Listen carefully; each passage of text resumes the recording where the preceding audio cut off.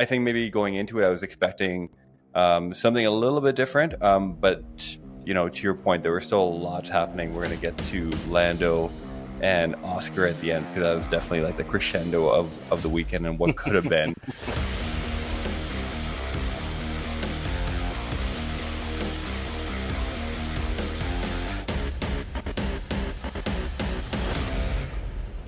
What's up, everybody? Welcome back to Formula One True North, the Canadian Formula One podcast. We're back after a week. I'm back after a few weeks. Life and things happen, but we're back here. We're talking F1. We're going to talk about the Montreal Canadian Grand Prix. Here with Drew, I'm Walker. I was at the race last year. The weather was shit, but it made for a pretty interesting race. Definitely add a little spice to the race, to the day. Lots of incidents, and I feel like this was probably, up until maybe the very end, it was probably one of the cleaner races we've seen this year. And if I say cleaner, what I really mean is boring. What do you think? I think you're bang on. Like, I think if you tuned in at like lap 56 and just caught like the last 14 laps, you would have been just as happy. It was honestly, the race was great. Like, the weather was nice. It looked good. Like, everything was there. Qualies was awesome. Can we talk about Albon's like engine cover just ripping off? Like, that was very impressive. That's crazy. And it was actually impressive and very interesting for me to see how much downforce that created, because he was totally skidding around. Like, seconds. Yeah, I'm going to that final corner. Exactly. That final chicane, and he was just like nowhere with it. So definitely loses a lot of downforce with it. Yeah, which shouldn't be surprising with all the aero parts on here. Like, you assume, every piece has a very specific role. But yeah, it was just interesting to see that, and also see them recover, right? Like, I thought the FIA would have been, wildly inspecting that, kind of, looking at him and then making sure that that wasn't going to happen to Carlos Sainz. Was it like a factory defect, or was it just like a one-off? Guy forgot to put a couple of screws on. So I just thought that was interesting for him to go out and then put it on, P6 for Q3, right? So I thought that was quite cool. But yeah, it was a standard race, but we have to give credit where credit's due, and like, our boy Georgie Porgy put an absolute banger lap in. That was incredible. When you saw Max, Lando, Oscar like putting in laps, and then George was like 10th down in the sector 1, 10th down in sector 2, and you're like, this is like, does he have this going into it? I didn't know, because Kimi obviously did his best. And I was just really impressed with what George put out, and he didn't fumble the bag at all when it came to the race start. Like, it could have very easily done that. To be honest, I think Max kind of fumbled that race start a little bit. It looked like he dropped back. Yeah. So I don't know. It was okay. You know what I mean? Like, the race overall, like you said, clean is a good word for it. Like, all the boys played nicey nice, obviously up until Lando, Oscar last couple laps, but it was pretty clean. The tires, they didn't know what those hard tires were going to look like, because they only get a couple of them per race. And, as Max said, they're a little bit fragile, and they didn't really break in too well. And so that played into a huge portion of the strategy with these guys coming in. And, Red Bull had a very clear idea of how their strategy was going to go. And, they were very committed to it. Like, they pulled Max in first, like on both of those pit stops, and they knew they were going to just give Max the best shot at it. Obviously, the car didn't have the pace, but, Max driving any car would give it a shot, right? So, yeah, I don't know, man. Overall, I thought it was a pretty decent race. And, I learned today that F1 signed on Canada until, is it 2033 or 2035 or something like that? Anyways, we got a bunch more years coming back to Montreal, which makes me very happy, because I still think I am the biggest F1 fan that's never been to a race. So potentially. See, you're talking about this, and the way you're describing it is like, it's bang on, right? Because qualifying was fire, right? And just seeing George come up at the end, and just with everything that was happening, even Lando struggling, was surprising. And it reminded me very much of like a Monaco-esque type weekend, right? Like, you had like a ton of action on Saturday. That really seemed to be the way that this race was essentially won. And when you look at, I was there last year, as I mentioned, and the weather wasn't great. And I think the weather definitely added a lot more dynamic to the race itself in terms of like passing opportunities and action on track. And I don't think I really, because I was there last year and because I was taking that in, I don't really think I remembered how difficult of a track it is to overtake on generally for this generation of Formula One cars, right? So I think maybe going into it, I was expecting something a little bit different. But, you know, to your point, there were still lots happening. We're going to get to Lando and Oscar at the end, because that was definitely like the crescendo of the weekend and what could have been.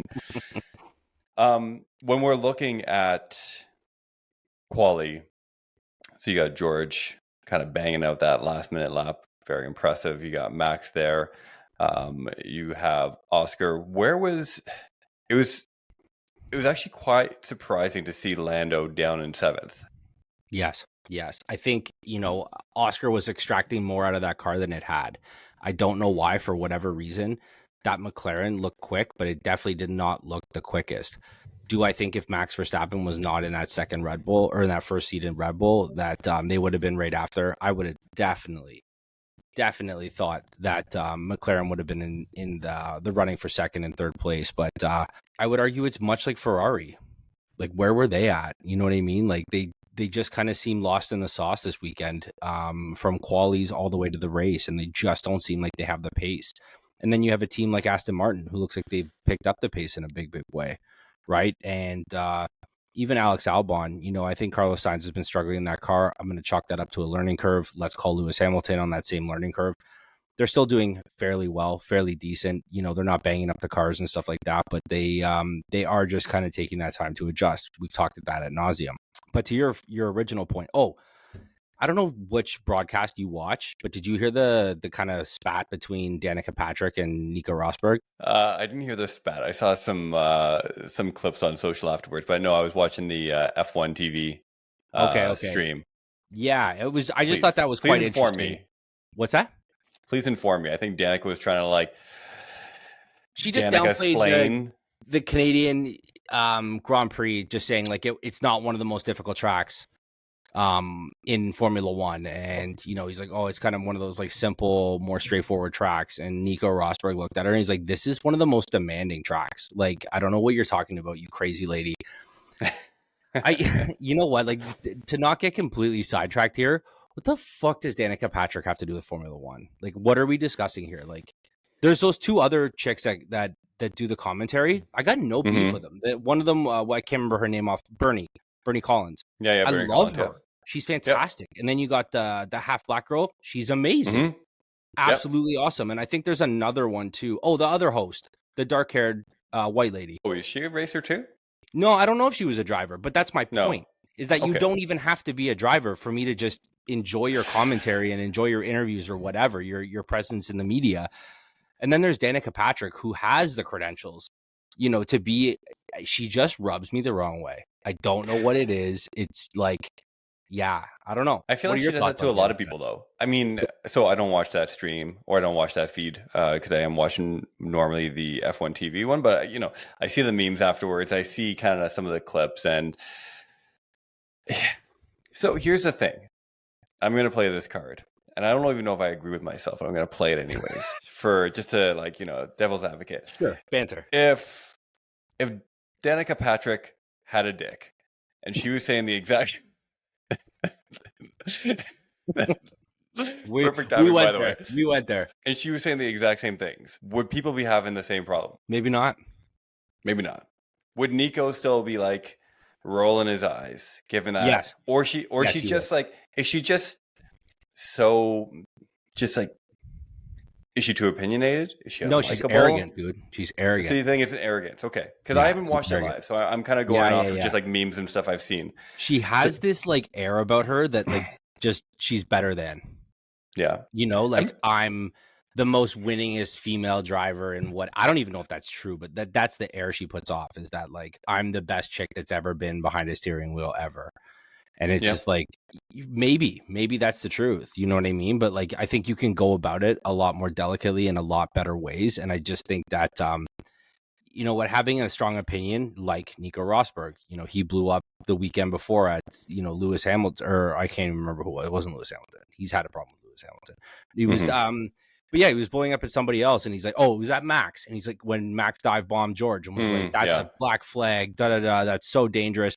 Nico Rosberg has an opinion, and that's fine, and it's not about that. Is he arrogant? Yeah. Do people kind of like, do you see the back and forth on like social media in the comment section where people are like, "I don't like Nico Rosberg. He says, some offside stuff," and then you get people who are like, "Nah, we need that kind of personality or whatever." I find that the Danica Patrick commentary is a lot more one-sided of the like, who is this bird? And I don't know if that's because as a North American racer that she's just not as global. And so like, Nico Rosberg has F1 credentials. So anybody who's watching F1 knows who he is at least, or has heard his name, where Danica Patrick has the stature and the credentials, but in a North American league. Right. And like, it's a different sport. It's a different sport. And I just think that she doesn't get the same love, and like, look at Martin Brundle. The same thing with him too. Like, that guy's so wildly opinionated. He says some way offside shit, but like, that guy's been commentating on Formula One since like the early 90s. Dude. Like, he's been at this. He's allowed to say whatever he wants, especially on the grid walk. Yeah, I guess so. Yeah, and he's kind of cultivated his own personality outside of like being a driver, right? I don't know how many new fans really know that he used to be a driver in Formula One. Like, a lot of them probably just see him as like being a pundit on TV that kind of that goes and travels. So I think, yeah, I don't really know how to explain the Danica Patrick thing.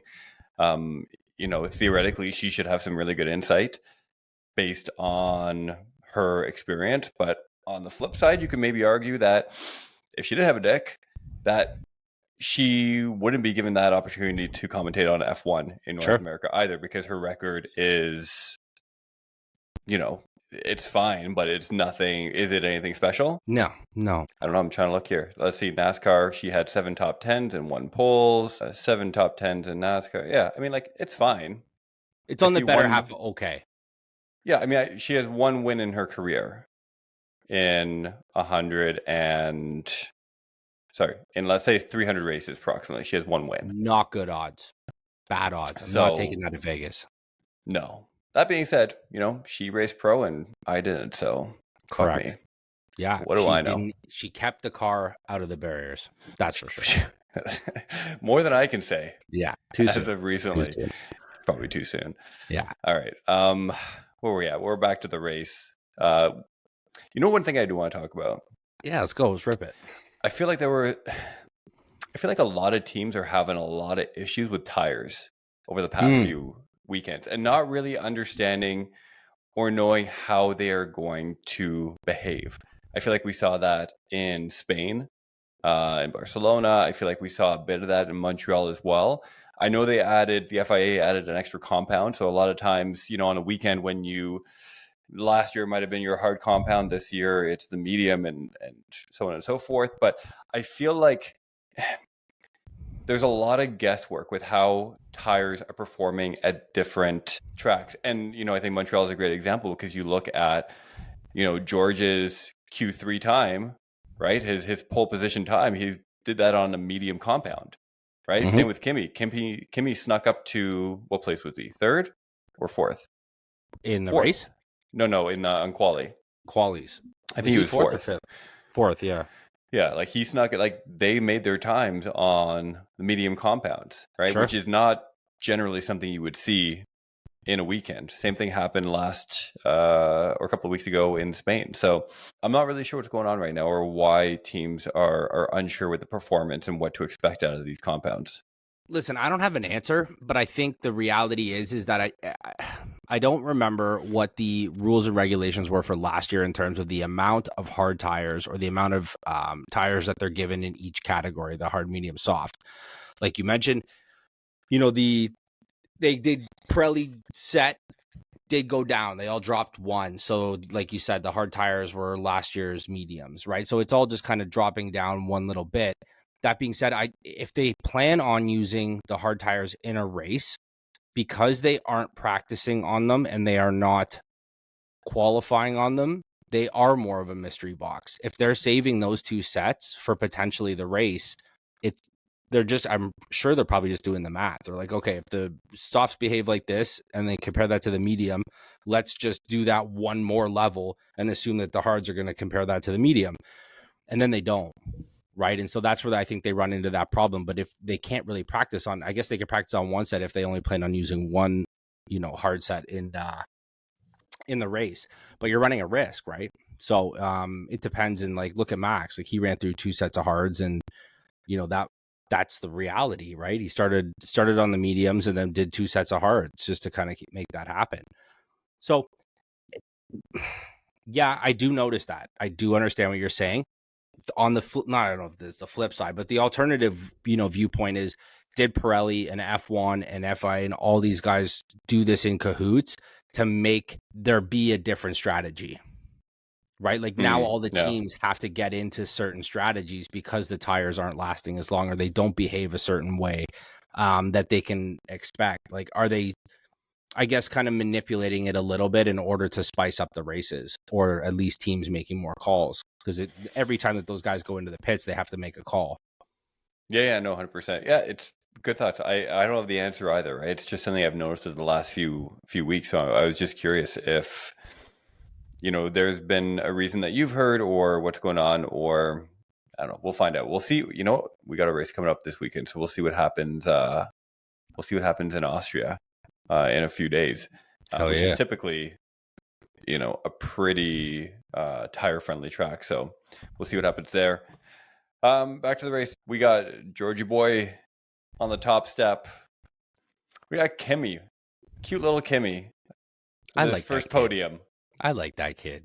Yeah. Have you taken the second to watch the seat? I did get to watch it. What are your thoughts? A little overproduced for me. A little bit too much of a hype piece for me.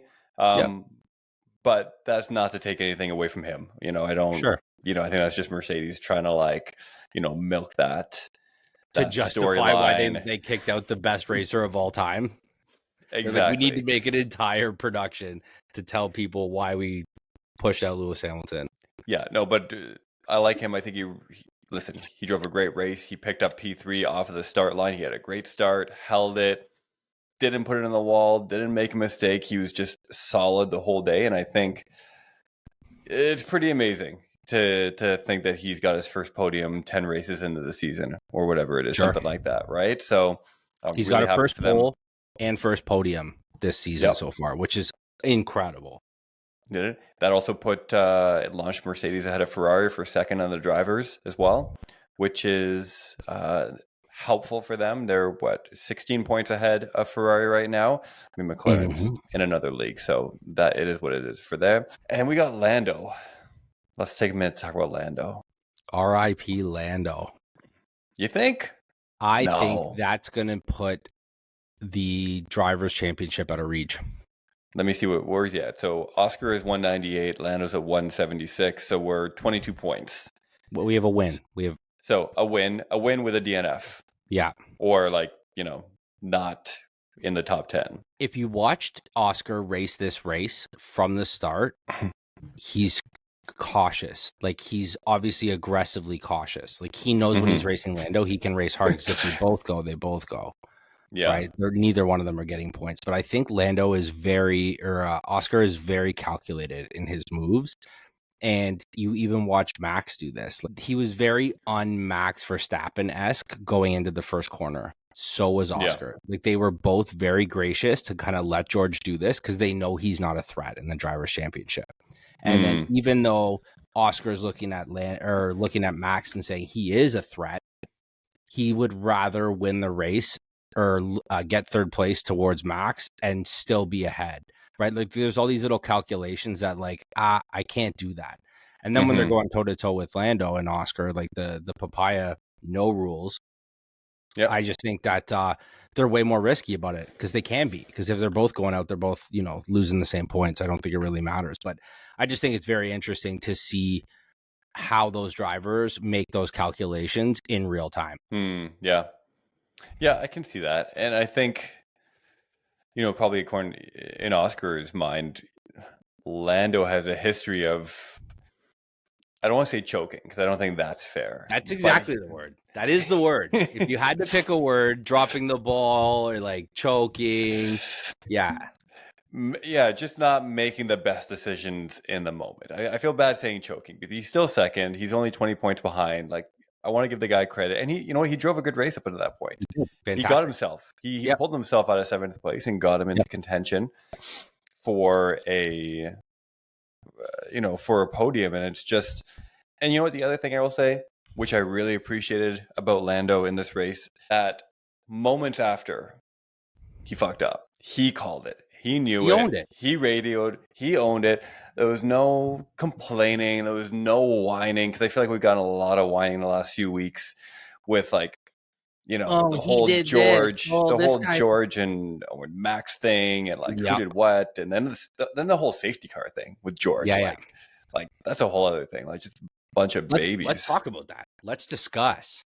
But Lando, I just want to give Lando his credit because he called it. He said, my fault. He wasn't trying to blame Oscar. He wasn't saying he cut me off. He just owned it. And I really appreciate that about 100%. him. 100%. That doesn't happen often. The finger pointing is a very real thing in Formula One, and they point 100%. Fingers immediately. Before it even happens, they're already pointing fingers. It's crazy. Yeah. So okay. So let's talk George. Let's talk Max on the safety car lap. I think that's just games. Like, I guess if Max played it properly, could he have tried, like, was his end game to, like, get George to do something that was, like, against the rules, so he got a penalty and then Max won? Was George playing games? It kind of looked like he was a little bit. I'll give it to Max. Like, I don't want to give George a free pass on this one, but, like, he was driving a little erratically. I know it's behind the safety car and everyone can kind of do what they want. George or Max? George was. Yeah, I think George, like, kind of braked or did whatever, and I think it was a little erratic. I don't think, Max Verstappen going like inches from passing the guy was the play either. And, he loves to do that under the safety car restarts. Like, that's just a Max thing because he likes, Mr. Opportunistic. I'm here for it. I get it. But yeah, I think they were both kind of at fault. And I'm glad that no penalties were handed out and that didn't decide the race, because that's not very sporting as far as I'm concerned. I think that would have been real chuffy. Yeah, I think if it's, George just has a bit of a persona right now of being a bit of a, say it. I don't know being a bit of a bitch. He's a bitch. Yeah, he's a little bitch. He's a big bitch. Tall bitch. Bitch. And these type of maneuvers don't help his cause, right? No. And I don't know, maybe if it was Fernando doing the exact same thing, everyone would be saying like, oh, he's all wily and he's old, and he's playing tricks and he's mind games, and would be applauding him for it. Sure. Right? Listen, F1 fans are very fickle and not very objective. And this is the perfect example. Like, I'm going to call myself out. Like, anyone else would doing this, it would be like mind games and racecraft. And George does it, and I'm like, he's a little bitch. Right? So. No, you're right. 100%. 100%. But it's just a persona that they build up and that they portray. And I had a friend at the race, a big fan, big F1 fan in general. And she was just like, I would have rather seen anyone else on the grid win. Anyone except George. Really? Yeah. She's an anti-George Russell fan. Yeah. And I think it just speaks to it. And I think, obviously Mercedes is, he's like their number one guy right now. And they got to put a lot of, big spotlight on him, a lot of media, like, he's the guy representing the team. And it's just, I don't know. So he needs like a W's. He's done good this year. Like, consistent. Like, he's not winning, but he's consistently up there fighting. Like, objectively, you can't hate on his performance this year. Correct. And I want to. And we've talked about like trying to like, are we George Russell fans yet? And the answer is probably not yet. But no, it's hard to argue with his results for the most part. Correct. He just, I don't know, he needs like an image coach or something like that. Is that, what, you bring that up, and that's a great point, because like, I am a Mercedes fan. Has it been hard to love Mercedes as much because George Russell's their number one? Short answer, yeah, 100%. And like, is it an underdog thing for me, or like, I like the new guy on the team challenging the old guy? But obviously, Kimi has not out-qualified him except that once, hasn't outraced him except that once. And it's just but I like Kimi more. Like, I would be happier. right? And George has done nothing wrong to me. He just, like you said, back to this whole image and persona thing. I just think he's a little dorky. Yeah. And so Kimi makes it palatable to cheer for Yeah. Mercedes right now because, Yeah. to your point, he's young, he's fighting, he's talented. Best rookie on the grid, hands down. Hands down. I mean, he's also in the best car of all the rookies. Sure, but I think Hadjar's doing a great job in another car, and I still think Kimi's a better driver. Yep, fair enough. Anyways, to be continued. We'll see. Fair. I'm holding out for George, and maybe we can do something here. Maybe we can figure it out. It's just, I don't know, too many double-breasted jackets. Yeah, way too many at every single event. Did you see this thing, the F1 premiere party in New York? Premiere? Yeah. I have to say, is the whole extra baggy suit thing, is that a fad coming back? Because they all look like they were 1920s mobsters. Who was that? It was Charles. It was George. Yuki was crazy with it, bro. Yuki was just wearing his daddy's suit. It literally looked like he went to Value Village and not picked up the first suit in his section, but just grabbed the first suit he found and was like, "This'll work." It looked like Doug Ford could have rocked that shirt. Yeah, I don't know. Yeah, I don't know if that. I mean, I guess that's kind of the trend these days. I don't mind the double-breasted, but everything's just super baggy. Yeah, it's like just the old school shoes with the fucking legs folding over top of it. It's very 1920s mobster style, and maybe I'm just out of touch, but the last time dudes were wearing suits, that was short pants, super skinny legs, and that whole fashion is just gone. Yeah. Anyways, on another note, now that we're mentioning the premiere, all the guys were already in North America, just up in Montreal. So the premiere happened in New York yesterday. Yeah, it was yesterday. And all the drivers were down there. I thought that was super cool. That's where I could see all the drivers standing in the same height, and you see Albon, the tallest, and George, the second tallest, and then the rest of them, and then Yuki. They're all kind of at the same height, and then there's Yuki, who's a midget or little person or this whatever. This is true. Whatever you're talking about. I mean, listen, we've offended enough people in this episode. Yeah, I think you can say midget. Yeah. This is true. Another thing I thought was funny about this whole F1 premiere weekend. Did you see the whole bit with Qatar Airlines, where they're all in first class? Right, No. It's I think Qatar is Airlines is sponsoring the movie maybe or the premiere or whatever it is. So they have this whole thing where all the drivers are hanging out in first class in Qatar, going to the premiere, and I was just laughing to myself because from Montreal to New York, it's a 40-minute flight, and everyone's getting all they're getting all pampered in first class for about 27 minutes between cruising, and landing. Takeoff and landing. I just thought it was kind of funny. And no, I obviously staged, but I will keep an eye out for it though. It's pretty funny, given if you know how close Montreal and New York are. It's well, what are you doing? You go up and you come down. Yeah, I did buy tickets though. I do have tickets for. Oh, do you? For the 27th, yeah, I'm gonna go up to the Eglinton Theater and watch it in IMAX. Sick. IMAX. There you go. Yeah, pretty pumped. That's gonna be exciting. Yeah, I gotta go see that. Very excited. Have you also watched the trailer for the F1 movie on the iPhone in the Apple Plus app? This isn't a plug for the movie. Have you watched it? The trailer? No, I have not. Man, they got all the vibrations of your phone. Oh, really? To match the shifting gears and it was very interesting. It was the first time they've ever done it. I thought it was super cool. I went on the app, did the whole thing, and it was it was pretty cool. So I could definitely see that kind of starting a trend with media and stuff on the phone is somehow manipulating. Cool. I gotta go check that out. Definitely gotta check that out. You know what? While we're on the topic of Canada and the US, I do want to shout out the FIA and Formula One for one thing.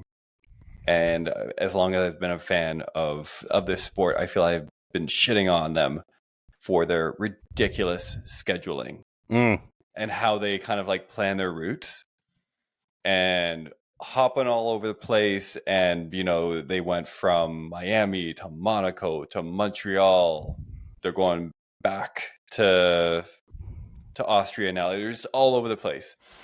And they released a 2026 schedule, I think, this past week. And to my delight and surprise, Miami and Montreal are back to back. Okay. Making sense to the world again. Yeah, so they're doing Australia, China. They have kind of Asia, Middle East. They're coming to North America. They do their whole European trip and then back to North America and South America and stuff like that. It's not perfect, but the fact that they could do Montreal and Miami back to back in the same time zone. In the same time zone, week to week, I think is gold star. Can I further tell you how that gold star might turn into a silver or even bronze star? Because they put the Canadian Grand Prix as the exact same day as the Indy 500. Yes. The 110th anniversary. And there are a lot of motorsports fans that are not having it. They're like, you literally ruined Christmas. Like, this is the best day, or what should be the best day. And you guys absolutely pooched this. It was a big motorsport weekend. You had the Indy, you had Le Mans, you had 24 hours, you had the Formula One. Lots going on this weekend. Lots going on. But next year, the Canadian GP and the Indy 500 are on the same day. And it's not normally a problem, but it's at the same time. That's what I think the issue is the overlap. 2 screens, multiple feeds. Let's go. Yeah, it's 2025. You know what I mean? Yeah, like, we're aiming for Mars now. Screw the moon. We're going to Mars now. We can watch two things at once. Everyone has at who's least not 2. on their phone and looking at the TV anyway? Let's get real. Thank you. Right? I don't see the big deal. It's fine. I'm over it. All right. Austria coming up. I made a mistake. It's not this weekend. It's the following weekend. Yeah. But anyways, Austria, Red Bull Ring, Max's home, or I guess one of their home races. They'll call it one of them. I think they have like 3, don't they? I mean, they have like... They got Zandvoort. Count Zandvoort. I don't think claim Singapore as well for some reason. I think because part of like their ownership group. I think the Philippines is like where Red Bull originated with like the guarana and the taurine that was in it. Kind of came out of because they keep Red Bull used to come in these little glass bottles. Mm-hmm. Do you remember that? I do. Yeah. When they were like at the convenience store at the front, like in the gas station, like right beside the teller, like beside the lighters, where the now 5-hour energy drinks are like being held. And it looks so sketchy because they were in these like super sketchy little medicine bottles with like Thai writing all over it. And you're like, I'm not drinking that. Years later, look at us now. Yeah, we're getting fired up on it. I got 18 different colors in my fucking fridge right now. Let's go. So we got Austria coming up. Maybe we'll do like a little preview of Austria next week. Hell yeah. As we lead into that race, but that should be fun. Something juicy is going to happen in F1 too. You know, we just give it a week. Something will come up. Something's going to happen. And we got the F1 premiere next week. It won't be in time for the podcast, but yeah, next Friday is the premiere, or at least the Canadian debut. I think it's the worldwide debut. I think that was just the premiere was yesterday. I think the rest of the world will watch it on the 27th. Yeah, exactly.